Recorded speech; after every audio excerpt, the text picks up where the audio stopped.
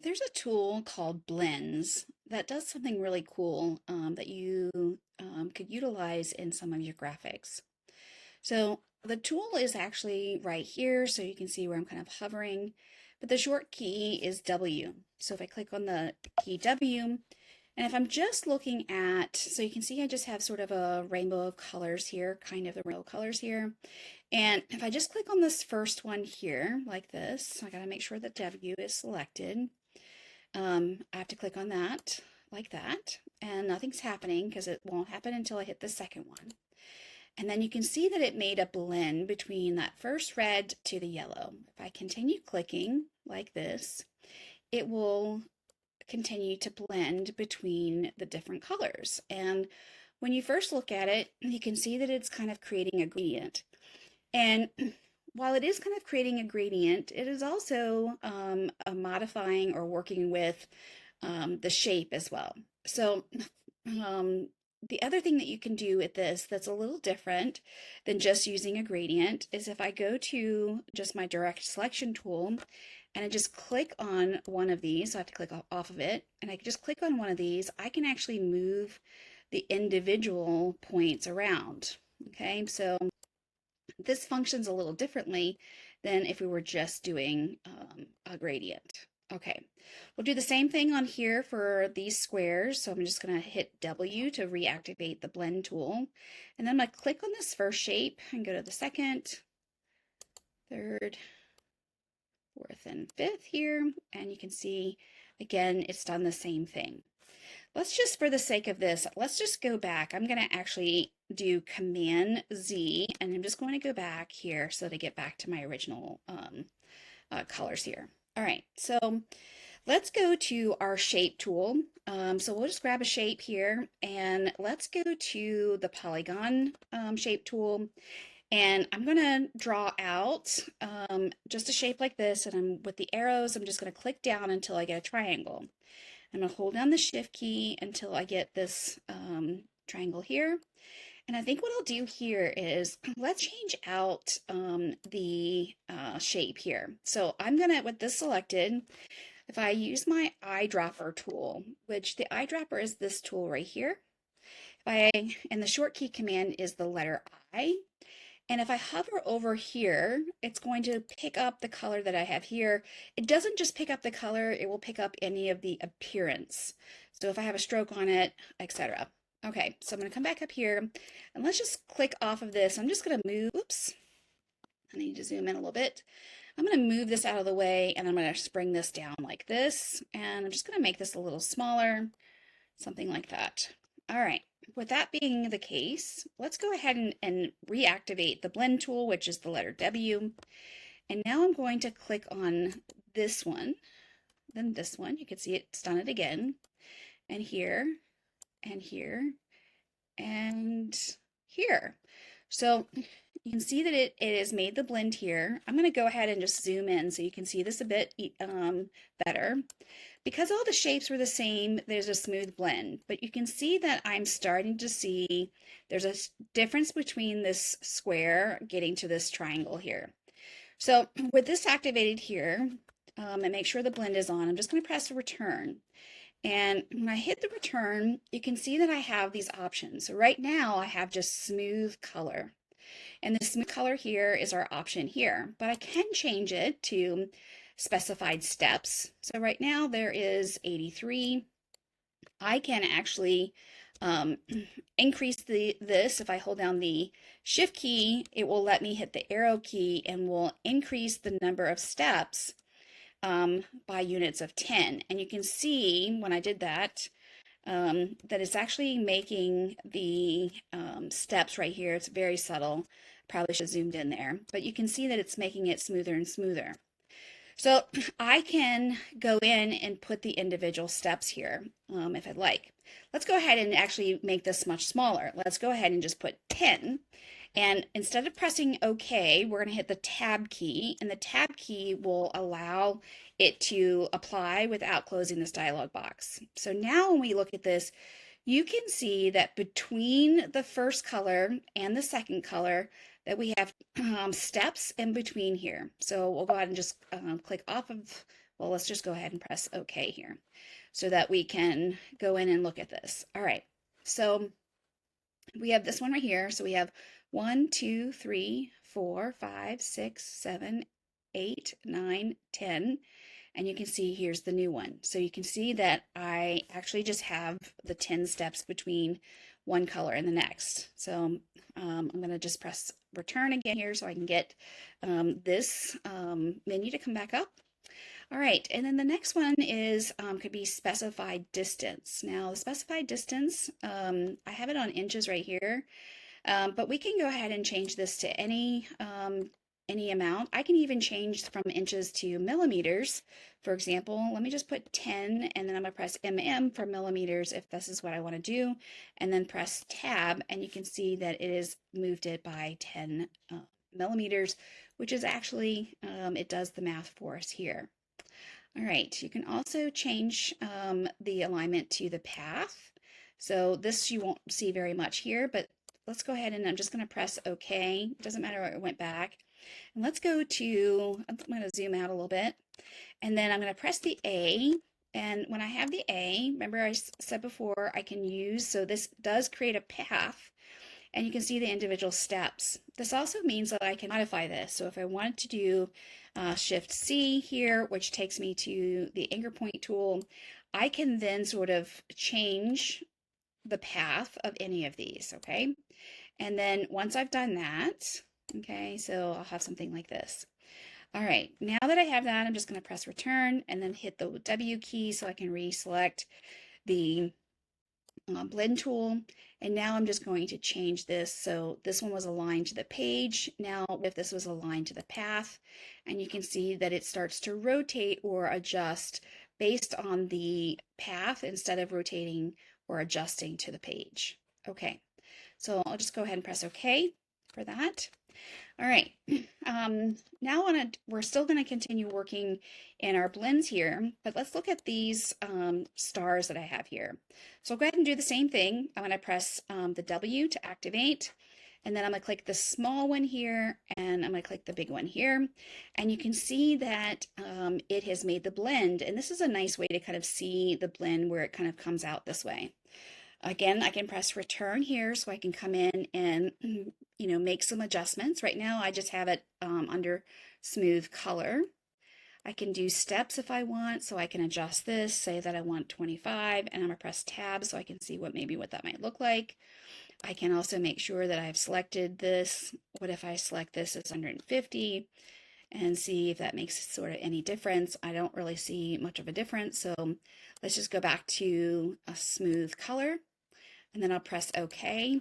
And again, I can, as long as I go to my direct selection tool, I can select this, and if I come in a little closer, I can make adjustments to this. So if I have this, I can not only sort of adjust this, do you see how I'm able to move this around? I could even sort of move it out of the bottom shape here. So it does give me some things that I can play around with if it makes sense for my design project. All right, so I'm just going to go ahead and leave that alone there. But again, another sort of cool way to add a blend here. All right. The next thing I want to do is, although I haven't talked to you yet about gradients, I do have these two circles that I have already placed gradients in. And essentially what I'm going to want to do is I just want to create a gradient that goes from, or create a path or blend between this small one and this larger one. So again, I'm just going to press the W key to activate the blend tool, click on this first one, and then click on this second one, and you can see that I have a number of steps here. All right, so when we do the blend here, this path along the center here is called a spine. And what we can do with this is that we can actually change out the spine. So if we have this, and we also, by holding down the shift key, well, let me first go to the direct selection tool, hold down the shift key and select this other path here. I can now go up to object, and I can scroll down here to blend. And then when I come to blend, I can come to replace spine. And you can see that the spine has been replaced, but it just looks like a jumbled bunch of dots here. So what I'm going to do is with the W selected, I'm going to press return, and I can come in here and now and increase the steps. So I think an easy way to do this, since we don't know exactly what we want, is I'm going to hold down. So I selected the number. I'm going to hold down the shift and I'm going to hit the up arrow until I'm able to increase the number. I'm just going to keep on pressing until I get what I think is a nice sort of smooth blend. I'm somewhere right about 400. Let's just go ahead and do that and press OK. And then I can just select off of this, and you can see that now I have applied the blend to a path that I've created on my own. So that's another way in which you can apply a blend. All right, let's talk about repeat, or the action repeat. So I've created this, I don't even know what you would want to call it. I think I've listed here as a leaf, but so it's kind of a graphic sort of interpretation of a leaf. And what you can do in this one, so I'm just going to zoom in a little closer so we can see it a bit better. So I have it grouped here, and the way that you use repeat is you're going to go up to object and you're going to scroll down here until you get to repeat. Now, let's just look at the first one here that I want us to look at is mirror. So if we look at mirror, so you can see that it automatically changes us into isolation mode. So we see that because not only this, but you can see that it's kind of faded out the colors in here. All right, so the way that this works is I can, you can see that it's a mirrored of this. If I move this away, so this is the axis line that it is working with. So if I move it up and down, you can see that it's mirroring based on this axis point. I can also grab the axis point here and I can rotate this if I would like, if I want to mirror something. We can see this also not only by using these here, but if we go to the properties panel, we can actually also see it here, where under the repeat options. So I could come in here and say, I want it at 90 degrees, or I want it at 180, whatever. Let's just go ahead and just do 90 degrees like this, and we'll just come back in here and I could get them maybe a little closer. All right. So once I have this, I can just double click and it takes us out of the isolation mode. And now you can see if I click on this, you can see that it's mirrored because we see this little dotted line here. And so that's how we will know that this has been repeated. All right, so with this selected here, so I have it selected, let's go back into object and we'll go back to repeat. And this time let's look at radial. So let me zoom out here. So you can see that when I have done the two together, you can see that by default, so whatever I used last time, so when I used this, it must have been at 8 here. So just like some of the other tools, we can adjust this right here, and this will tell us how many instances we want. So we can increase the instances to whatever we'd like, or we can make them smaller. And you can see that I can make it as simple as 2, or I can continue to increase. And it's actually kind of making kind of a cool graphic. Let's see if I go to maybe 13 here. Okay, so I have this here. I can also, this little widget here, I can click on this and I can actually say that I only want half. So I can just sort of rotate this, and then I can also move this one as well if I only want part of this to show. Okay, so because I have the 2, this is not working as cleanly as if I just had 1, which is okay. I can always kind of come in and make an adjustment to that. So I just want to make sure that's closed here. I can also use this little widget here to decide how, how tight I want it, where that circle, that center part. So I can either pull them out or I can kind of bring them in. So if I bring them in, let's see what that looks like. That looks kind of cool like that. So I will click off of it. And now you can see that I have this instance here.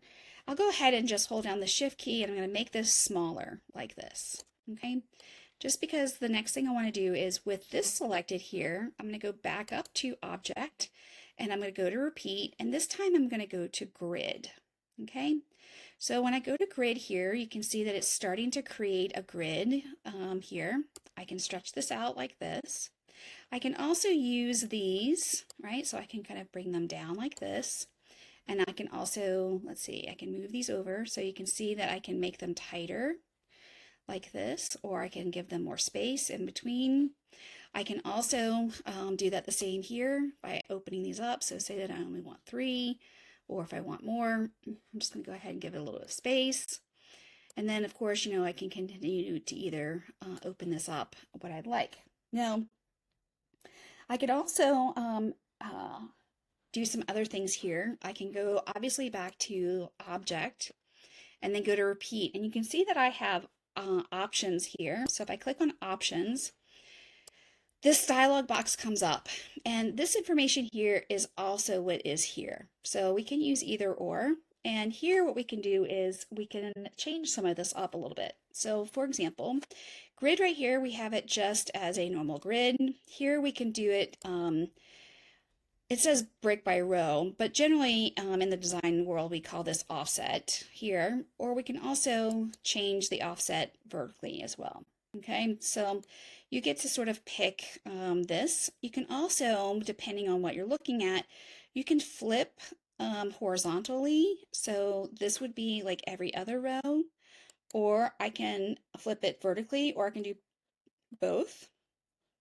And you can also do the same with this option where we're flipping our columns. Okay, so you can see that every time I click on it, it's slightly adjusting. You can also change some of the vertical spacing here without using this. So you can see that if I just press OK, and if we just look at these numbers here, if I come in, you can see that it starts to change those numbers. So if I want them a little closer, or if I want them a little further away, okay, so we can do that. And then, we will have a repeated pattern here. Now, the other thing I want to show you is also in the object tool or object menu here, we're going to go to repeat, and we can also go to release here. So if we press release here, you can see that it released it one instance. Okay, so if I come back and I do it again, so go to repeat and then I do release again, and you can see we're down back to our original 2 here. And then I can come in and I can release it again, and it will take me back to my initial instance here. So this is another way in which we can do this. So we did 2 of these when we first did our sort of radial. Let's see what it looks like with just one instance here. So I'm going to go to Object, and I'm going to go to Repeat, and we'll go back to radial. And now I'm going to move this back over here so we can see it a bit better. We can keep it like this.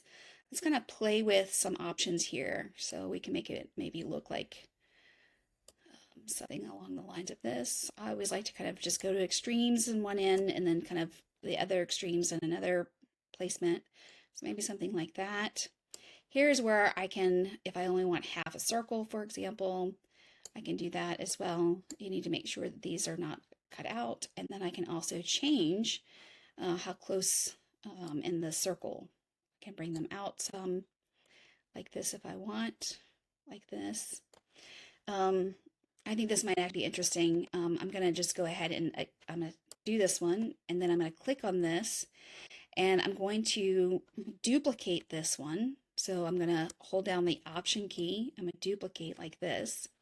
And now what I'm going to do is I'm going to change the inside, and I'm going to change the instances to make them less. And let's just see what that might look like. I thought this might actually look kind of cool. And then I'm going to rotate this just a little bit. Let's see. Maybe I need to do more. I'm truly just doing this in real time here. So I didn't have anything necessarily planned other than I just wanted to see, could we make something, some other sort of iteration of this. That kind of looks cool. Okay, and then I'm just going to select both of them like this, and I'm just going to make sure they're perfectly in the center here so that I know that they're perfectly overlapped. All right, and then now that we have these 2 instances like this, I'm going to select both of them so they're both selected. Let me just make sure I see that this one layer is unlocked here. So let me come in here and I'm going to select both of these. So if I just do this to select both of them, and then let's go ahead and this here. Actually, before I even do that, let me scoot out here a little bit. And I'm going to just move this over like this, and I'll make it smaller, something like this. And then I'm going to come in with object. I'll do repeat again, and let's go ahead and look at a grid. And I'm just going to open this up so that it fills this like this. And then I'll look at my options here and maybe offset it a bit like that. And now you can see how this one's perfectly straight, but it's not right here. So that's how you can actually kind of see that a little differently there. Okay, I'm just going to move this over a little bit so that I can extend this out some like this, as if it fills in the entire pattern like this. And there you go. All right, let's talk about a tool. It's relatively new, maybe a couple years old now, but it's super useful. It's called Object on a Path. And what we're going to essentially do is we're going to take these individual pendants and we're going to put it on this string here. So I've just kind of done sort of a easy sort of shape with these pendants here. So all I have to do is select all of these here. So I'm just going to draw over and select them like this. And then I can go to the objects on path. And then I just hover over, and you can see that when I hover over, it's going to target this path. So it only attaches to a path here. So I'm just going to go ahead and press or click on it. And you can see that it takes those pendants and it puts them along this path. Now, I have several widgets here that we've, very similar to the ones we've used before. But before I do that, I'm going to come down to the contextual taskbar here, and I'm going to change the point that I want it to attach. So right now it's in the very center of the pendant, and I'm actually going to go with the top here, top center. So now it looks like it's hanging from us. All right, now I can decide on sort of the spacing that I want. So you can see if it's fully out there. I'm actually going to go a little closer like this because I'll show you in just a minute why I might be doing that. And then certainly I can rotate if I'd like. I can certainly add a rotation on here. I don't want a rotation, so I'm actually just going to undo that. And then I can also move these. So I can move them so that they're like this. And then I can again sort of spread out, and it will spread out based on this starting point here. All right, say that I want some more pendants here. I can easily do this by double clicking so I can go into isolation mode. So I'm just going to double click like this, and you can see I went into isolation mode. I can click on one of these pendants, and actually I will go ahead and just click on this green one. So if I have red, orange, yellow, green, you can see I have red, orange, yellow. So if I can get green here, I'm going to hold down the option key, and I'm going to just click like this, select, hold on the option, and you can see that it is adding it in right here. So you can see that now I have more, and all I have to do is double click and I'm out of it, the isolation mode. Now I can come back in here and say, okay, do I want to spread this out a bit more? Okay. So now we have the ability to sort of move that out. All right, so pretty useful, pretty simple tool here, but it works really great. You can also find this, so not just this tool here, but if we go to object here and we go to objects on a path, there are some options. So the options are the ones that we just talked about down in the contextual taskbar. But we can also come in here and do objects on a path and do expand. And when I go ahead and expand this, it will expand some of the individual features here. So you can see that all I did was I pressed expand and then I had to ungroup them, and now I can move them independently. So that's another sort of useful way for organization. Right, so I've already talked to you a little bit about brushes in a previous video. So I've already talked to you about how to make an art brush, but then also how to expand between guides using a brush in a previous video. So today, what I want to show you is a calligraphic brush, a bristle brush, how to make a scattered brush, a pattern brush, and then also how to use a brush to make colors along a line. So this is, kind of going through a bunch of things. Not very difficult, but certainly quite useful. So I have this, just want to make sure that you're in the right place. This is artboard number 1, and we're going to start by looking at the calligraph um, brush here. So I have just a continuous line drawing of a tree. I'm just going to go ahead and select it. And then I'm going to go to my brushes panel here. And you can see that I don't have anything in here except just this sort of basic brush. So I'm going to create a new brush. So you don't need to actually have any previous artwork that you're selecting. We're just going to press new brush. And then we're going to look at this calligraphic brush here. So make sure that's selected. We'll press OK. Now, when this dialog box,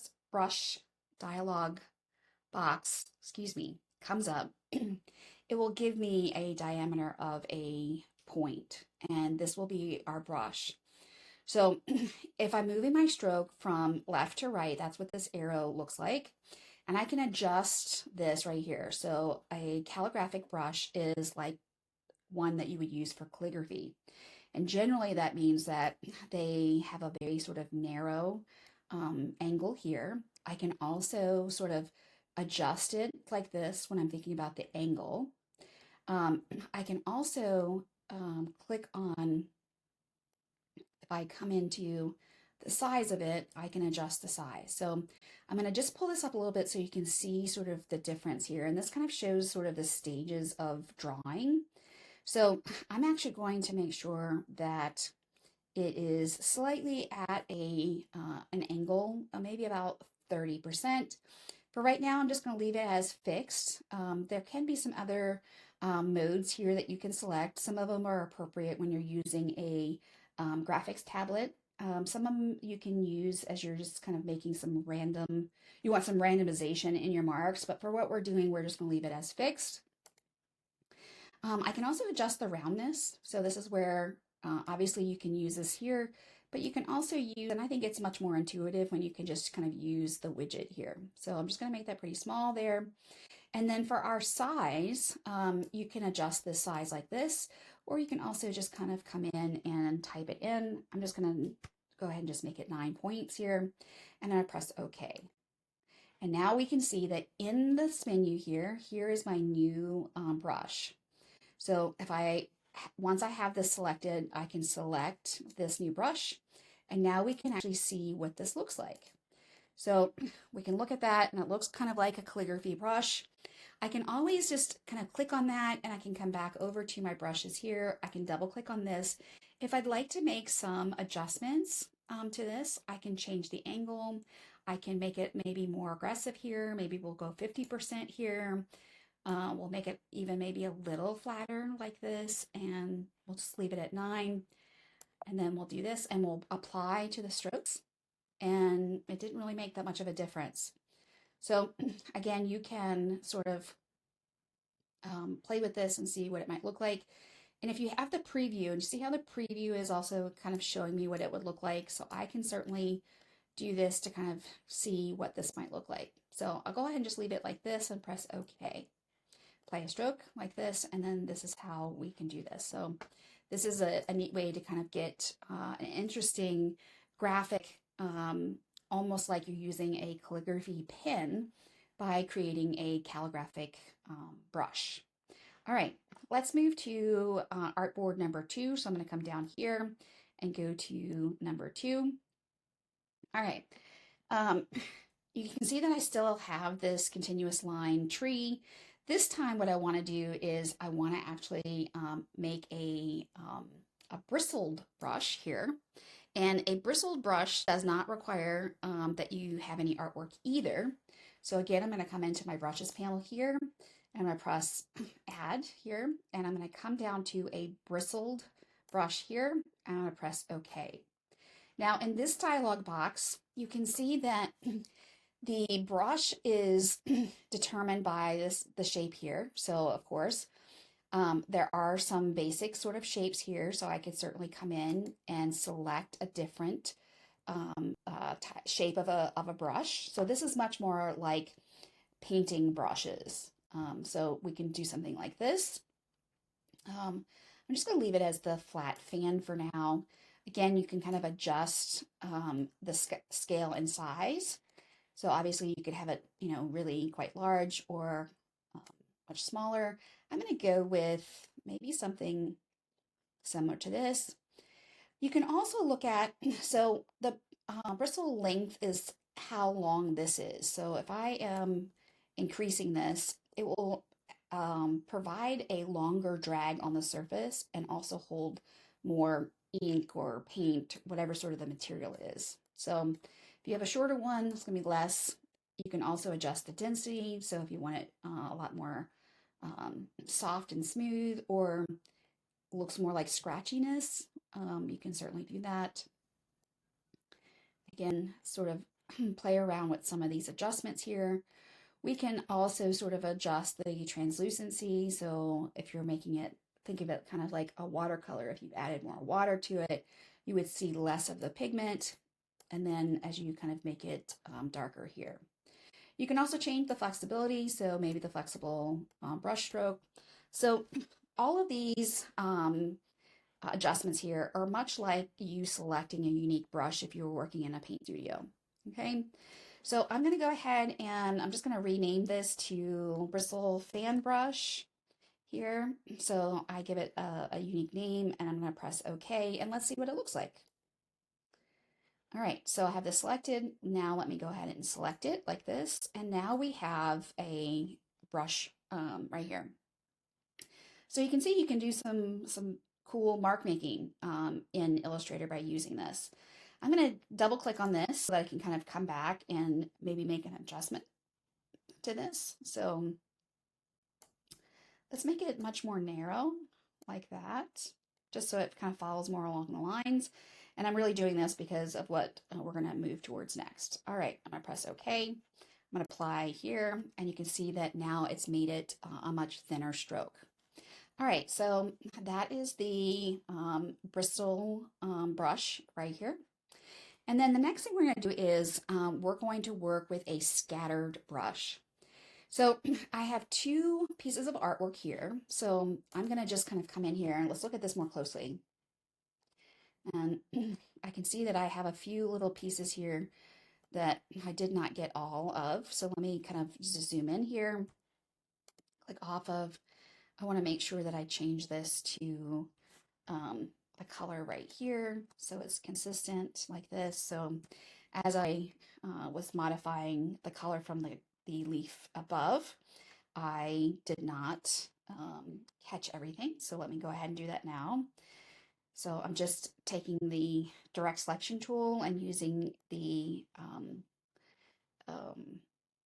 eyedropper tool in order to change the color of just this little shape here so that it looks like it's consistent all the way through. So I'm just kind of quickly doing that. And then let me see, is there any more? All right, so that might be what I have here. So truly this is just a graphic that was created just like if you were using the pen tool, okay? So nothing special about this other than that we have this in here. You can see that when I select it like this, I have it all grouped. So I'm actually going to ungroup it. And I just want to grab this one little shape here and also make it connect there. There we go. I think I like that a little bit better. Okay, so I have this green leaf here. So I have an artwork. So if I select this artwork like this, and I go to my brushes panel like this, I need to select and then drag this into my brushes panel. And then once this comes up, you're going to want to make sure that you have scatter brush selected, and we're going to press OK. Now, in this one, we have a different dialog box here, and we can certainly come in and give it a name. So I'm going to put just in green leaf here. And again, you kind of adjust some of these, but what I think is the unique thing about this is that I've seen people use this when they need to have like what we're about to do, having a scattering of leaves on the ground or butterflies flying in the sky, something along those lines. So in this one, instead of using the fixed, I'm actually going to pick on randomize. And then you see that it just activated this here. And this allows me to determine between what range. So what's the size range right now that I want? And actually, I'm going to come down to pretty small here. And I will maybe go to about 75. Okay, and then the spacing, I'm going to change all of these to random. So let's just do that quickly. And then we can come in and go to spacing here. Now spacing, I want a little bit of spacing. So again, I'm still kind of leaning towards this sort of the side of this bar here. And then when I get to my scatter, you'll see that it goes from negative to positive here. So I'm going to go to negative and let's just do something like that. And then I'll go to positive and just do a little bit of this on this side. And then the rotation. Now this will allow every instance that this shows up, it will allow there to be a slight rotation or a slight sort of scatter. So that's kind of what I'm looking for here as I'm kind of making this here. All right. Now that I have that, I'm going to press OK. And you can see that it's now in my brushes panel here. So I'm going to come down here. Let me see, I'm gonna make this a little smaller here. And if I select this line here and I click on this green leaf, you can see how the scatter has been developed. So you can see that it is slightly rotated, right? So I didn't put in a tremendous amount of rotation. And you can see that the spacing of it. So while I go to the A key, for example, and I click on, you can see that this is still the line and this is following the line, but the distance from the line, for example, is that variable in here. So I can double click just like I've done before, and I can make some adjustments here. So if I want it to be even tighter, maybe I do something like this, and then I make this even smaller. I can also increase the rotation. So maybe the rotation is much greater here. So let's just do something like that. And then you can either press OK, or you can hit the preview button here, and now you can see what this might look like. And if you're just trying to fill up some leaves on the ground here, this might work for you. Okay, so I'm just going to press OK, and then apply to strokes here. All right, say that you have done an illustration, your boss says this is amazing, but really leaves on the ground are usually not green. They usually are in the fall and they are usually orange or red, something along those lines. So I can actually easily switch out the color here. So you can see that I have the same graphic right here. So if I select this graphic like this, and so I select it, I'm going to click and drag over. Whoops, I might need to select that whole thing there. There we go. Let me get it again. I'm going to do that. I'm just going to press group here just to make sure I can grab it. I'm going to move this over, and then when I move it over, I'm going to take this and hover right over the green, but I'm going to hold the Option key down. And when I do that, you see that little plus symbol came up? That means that it's going to come up, and you see all of these settings is what I had for the green one, and all I have to do is press OK and apply, and now you can see that all of my leaves have turned to the orange. So a really easy way to quickly make a change to the color of a brush is to have your graphic change what you want and then hover it over and then hold down the Option key. All right, now let's go to Artboard 3. If we go to the Artboard 3 here, you can see, I'm going to just zoom in a little closer. I provided you with this little graphic, and I see that there are some lines in here. That's not what I wanted. So let me turn this off. I'm not sure when that was added, but let me turn this off like that. Looks like that's not happening. So let me just do one at a time here. I just want it to be the fill. Okay. So, all right. Wonder what's going on here.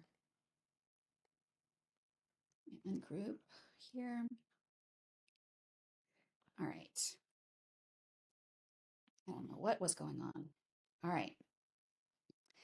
So this is what it should look like in your file here. I'm just going to slide this over a little bit just to kind of give it a little bit more space. Okay, so I made this little graphic here, and we can actually make a pattern brush here. And this is what we're going to do in this instance here. And it actually looks like the graphic that you will get, I had actually gone through this and did some cool uh, line adjustments to this. I wonder why it's doing that. Okay. I don't know, in the midst of sort of setting this up, if something sort of just got changed, but I'm going to adjust this because I want this to be a little more like smaller as it goes into the earth. It's supposed to look like roots here. So let me just kind of quickly do that. Again, I'm not really sure why that happened. Okay, like that. All right, I'm gonna click off of it like that. And then I'm just going to make sure that some of these are sort of lined up correctly, like that. And then, oops, and then come down here, something like that. All right, so you can see that I have this little graphic here. So I'm going to, before I actually deal with the actual brush itself, because I actually want to have some part of my stroke to have these ends here, I'm going to open up my swatches panel, and I'm going to highlight just this front part, and I'm just, what is going on today? All right, let's see if I can select that now. Let me just also make sure I'm on V and not A, which is your selection tool. And then I'm going to drag over, and you can see that I'm able to bring that over. All right, I'm going to do the same over here so that I have this part here, and click and drag and add it here. So you can see it's right there. All right, now I'm going to close that, and I'm now going to open my brushes panel. I'm going to drag the artwork in the center here where it's not a continuation, and I'm going to add this in just like this, okay? So I'm adding a new brush, but this time I'm going to select pattern brush. Now I'm going to press OK, and you can see that now, so you see the graphic has been added here that I made, and so if I have a path, this is what it's going to look like. So if this is my pattern, it goes all the way around. And I can do several things here. I can come in here and I can make some adjustments. Again, if I am considering doing something like with a graphics tablet, this will help along the way here. I'm actually just going to turn this off to fix for the time being, and then I'm just going to leave the spacing at 0%. Now, each one of these, you can see where it's addressing. So on this corner rotation, if I click on this, it will give me some options of what I'd like to do, okay? So I can determine if I want it to be just the roots of the tree or roots of the branch here, or I can do some of these other sort of auto things here. I'm just going to leave it auto centered like that. So you see how that happens. And then this is what it looks like along the path itself. And then again, this is what is around a corner that's happening, but this time it's going inwards right here. Now, if you remember, I moved the front part and the back part to the swatches menu, and you can see that it just came in here. So I'm going to go ahead and click on this new swatch, and then I'm going to, so you see how this is actually says in tile, and then I'm going to click on the roots here, and you can see what this is going to look like. You can also, if you want, you can change those up. So maybe this one ends up being that, and then this one is this. And you can see that as it sort of looks like this, okay? And this will be determined based on the path. So you see how we have this arrow? It's showing, like if we were to draw this, that this is the, the end here. All right. We also have some of these other sort of parameters here that we can sort of adjust, and we can certainly play with that and make some other options here. I'm going to press OK like this, and now I'm going to zoom out here, and I have these letters here, and I want you, so even though it says draw here, I actually drew these, so these are actual paths, okay? So if I select all of these here, and then I just click on this pattern brush like this, you can see that the pattern has been applied. to this. So this is a great way. So I tried to pick something that not only the little graphic, but might be appropriate for the text here. So this is something that you can do, and you can see right here, I have the endpoint and I have the roots right here. So you can kind of see how this is being created. So this is a great way to do patterns. You don't have to do a pattern like this. It could be more like a Greek E pattern, or I mean, it literally can truly be anything that you would like. All right. Now, with that being said, let's move to the artboard number 4. And in here, what I want to show you is, in addition to having graphics, you can also play with extending colors along a path by making it into a brush. So if I take this rainbow here, and I'm just going to go ahead and select that, and I open up my brushes panel here, and I'm going to slide this in like this. And then when this comes in here, I just can say that I want this to be an art brush, okay? And when this comes in, you can see that there's this arrow like this, right? This sort of the direction. So if I don't change the direction, I'm just going to leave all these other parameters alone for now. And I just press OK. And then when I come in and I select this and I select this one, you can see that the colors are kind of spaced out. But what if I want it to look like a rainbow? And this is where we want to make some adjustments. So this will look great right here. We can just double click on this, and if we just change the direction to stroke from left to right, like this, and you can see that it's going to go along the path like this. So then I can just press OK, and you can see that when I apply the strokes, now I get a rainbow. And so now it's set up exactly the way that I would want it to be, and I just can click on this and click on there. All right, so those are some additional brushes that you can utilize in your artwork. All right, the last brush that I'd like to show you is actually not a brush that would be in this panel here. This one is actually a tool, much like the paintbrush tool. This one is called the blob tool, and it's actually embedded underneath the paintbrush. So if you go to paintbrush like this, you can see that it's the letter B, and to get the one nested in here, it's going to be Shift B. So if I select that, what I can do here is, much like the paintbrush, I can actually use the blob.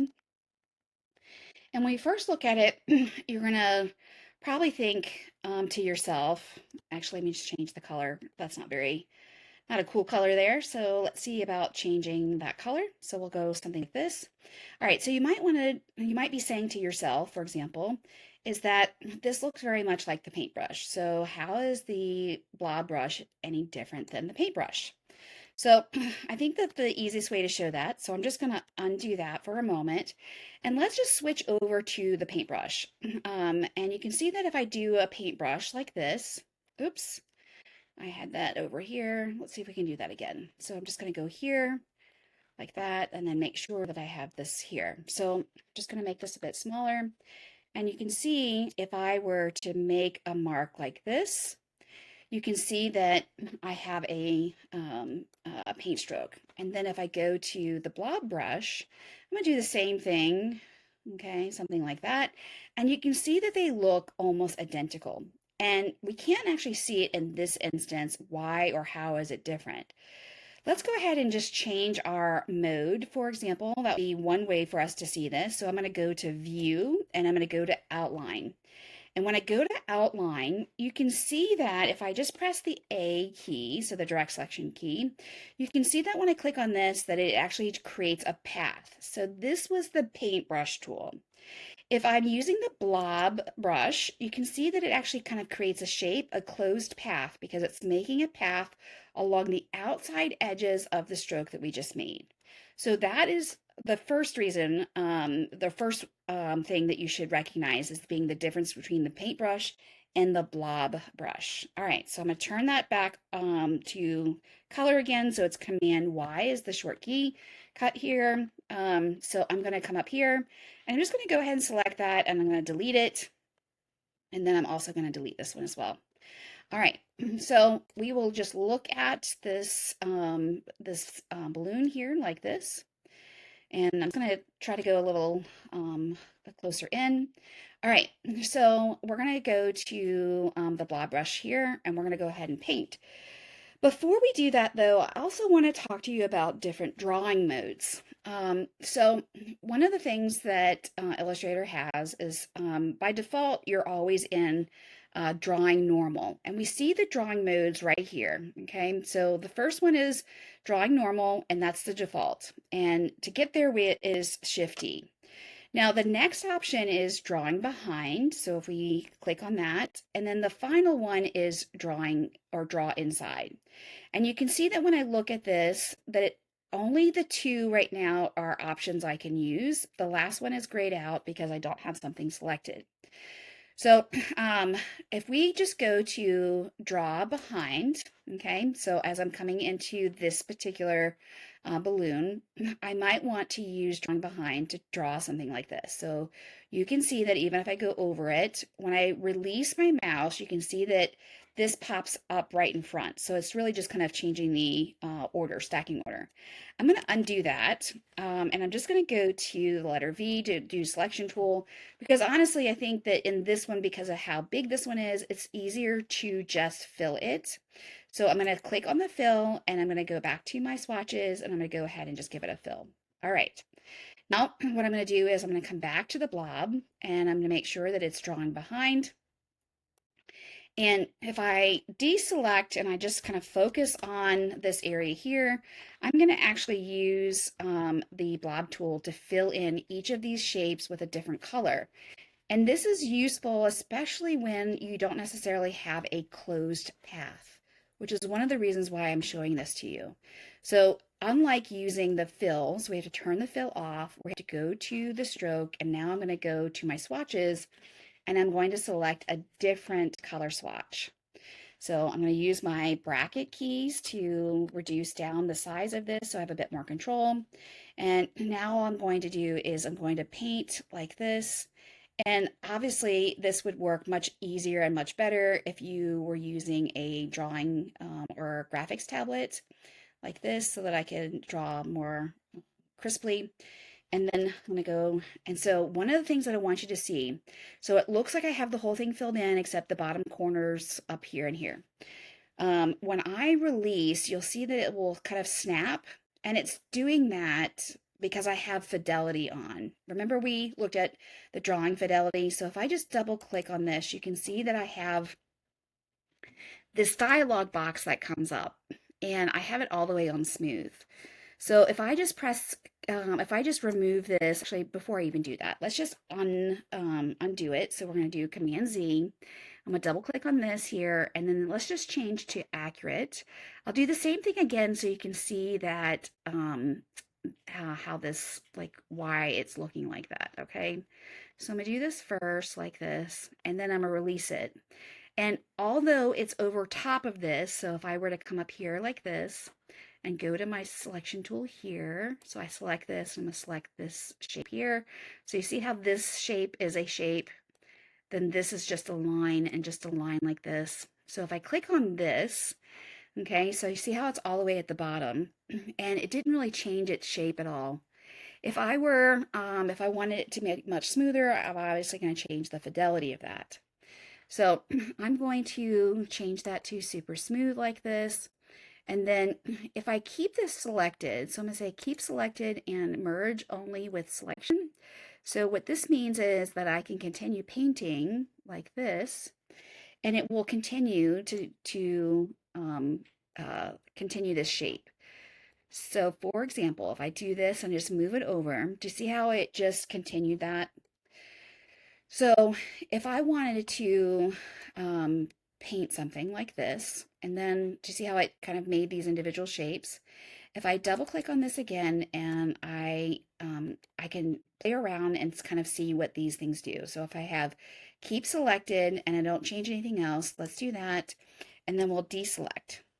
Okay, so Shift Command A, and then if I come in here, and then let's see what that looks like. And you can see that while it covered it up, it didn't actually merge with this. So I'm going to undo twice, okay? And then we're gonna come out here and we're gonna just double click again. And now I'm going to press keep selected and then merge only with selection. And the only way this works is if I come in here and I have to actually select these. Okay, so I'm gonna do marquee, come back to my blob here, and then as I paint like this, you can see that it fills it in. So that's a great way to know, like if you don't want necessarily individual shapes. All right, so I'm gonna move this back over like that. And then I'm going to come and pick a different swatch here. You can also, when I have this selected, so remember how this is a closed path, this will now allow me, so before when I was in the drawing modes here, this one was not active, I could not select it. But now that it is, I can actually select that. And when it's selected, you can see that I get these sort of dashed brackets here. And this tells me I'm in this mode. So now what I can do is I can now come back in here and I can go and paint in this like this. And it will go in inside of it. So it's making sure that it's inside this particular shape like that. Okay, so essentially what it's making is a clip group. And that's a bit different than just it being underneath or at the bottom. All right. And then let's go ahead. I'm just going to grab, oops. I have to deselect and go to a new thing. I also need to change out my drawing mode, so I can do Shift D. And Shift D allows me to easily sort of move between the different drawing modes. All right, I'm going to now go up to my blob brush here. I need to turn off, actually I just need to change the swatch here. Let's go ahead and make it a darker swatch here. And then I can go ahead and paint in this sort of darker sort of orange. And again, because I have it where I'm drawing behind, the drawing behind will allow me to sort of draw like this where I can still see the outline here. I'm just going to quickly fill this in and I can release, and then now I can see that it is sitting right behind. So this would be a good way to also fill in color when you don't have a closed path. All right, and then one last thing that I want to do is just like we've done up here, I'm going to go ahead and put that same accent mark here. So, but instead of using the drawing behind, because that's where we wouldn't see it, I'm gonna just draw normal so that it's on top, and then I'm gonna change it to white. And then go back to my blob here. And then as I'm looking at this, I probably need to zoom in a bit because I want to match the thickness of this. So you can see that my brush stroke right here is too small. So I'm using my brackets to increase the size of that. And then I'm just going to, let me just double check that my fidelity is all the way up, or the smoothness. Yep, looks good. All right. And then I'm just going to sort of draw a accent like that so that it looks like there is a little highlight.